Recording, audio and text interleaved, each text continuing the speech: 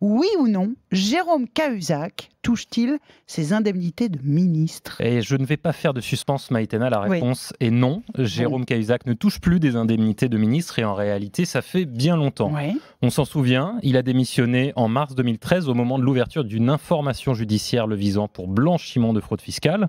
Au moment où il démissionne, il avait le droit de percevoir des indemnités de ministre. À l'époque, en effet, tout ex-ministre pouvait toucher, je cite, une indemnité d'un montant égal au traitement qui lui était alloué en sa qualité de membre du gouvernement pendant une durée de 6 mois maximum, selon l'ordonnance qui était alors en vigueur.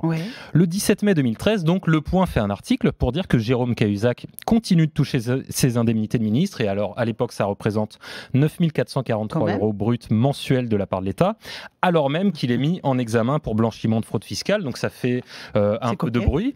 Mais ce n'est plus le cas du tout aujourd'hui. La durée était de 6 mois maximum, puisqu'il a démissionné en mars 2013. Il avait la possibilité légale de toucher ça jusqu'au maximum du maximum septembre 2013 et pas plus. D'ailleurs, le Premier ministre de l'époque, Jean-Marc Ayrault, lui avait d'ailleurs écrit pour lui demander de renoncer à ses indemnités.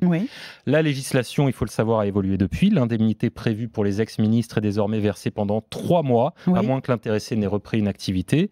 Et ce qu'on voit dans ces articles était donc vrai à l'époque, mais ce n'est désormais plus d'actualité. Mais alors pourquoi explique-nous, comment se fait-il qu'on voit encore cette info tourner? Ça fait plus de 5 ans, si je compte bien, que Jérôme Cahuzac ne touche plus ses indemnités. Eh bien, c'est parce qu'il y a une raison malheureusement simple. Lorsque quelqu'un partage un article sur Facebook ou Twitter, on ne voit pas immédiatement la date à laquelle l'article a été publié. Et tout le monde ne fait pas un effort qui est important, mais qui est minimal, c'est d'aller vérifier de quand date l'article. Dans le cas de cet article, ce sont des gens qui ont repartagé récemment, notamment sur les groupes de Gilets jaunes, cet article qui avait pourtant 6 ans. On a interrogé nos confrères du Point sur le sujet. Ils nous ont indiqué que l'article avait été vu quelques dizaines de milliers de fois ces dernières semaines. Ça, ce sont les gens qui ont cliqué dessus. Mais il faut imaginer que sur les groupes Facebook, peut-être qu'un nombre encore plus important de gens n'ont pas cliqué, mais l'ont vu à minima, se sont arrêtés au titre. Forcément choquant quand il concerne un homme qui a été condamné en mai 2018 à 4 ans de prison, dont 2 avec sursis pour fraude fiscale, à une amende de 300 000 € et à 5 ans d'inéligibilité. C'est donc le moment des conseils. Toujours cliquez sur un article que vous voyez sur Facebook ou Twitter pour regarder d'où ça vient, quand ça a été publié, qui l'a publié, est-ce qu'il y a des sources? Autre conseil, regardez les commentaires en dessous de l'article. Dans les groupes Gilets jaunes qui ont partagé cet article de 2013 sur Jérôme Cahuzac, il y a des Gilets jaunes, des personnes qui étaient dans ces groupes qui ont commenté en disant « c'est un vieil article, il n'a plus cours, faites attention ». Ça arrive souvent, ce repartage d'articles périmés en fait? Oui, on le voit se produire. Il y a eu en janvier un cas assez impressionnant, un article de 20 minutes qui datait cette fois de décembre 2010. Il a été partagé plus de 10 000 fois en 2 jours.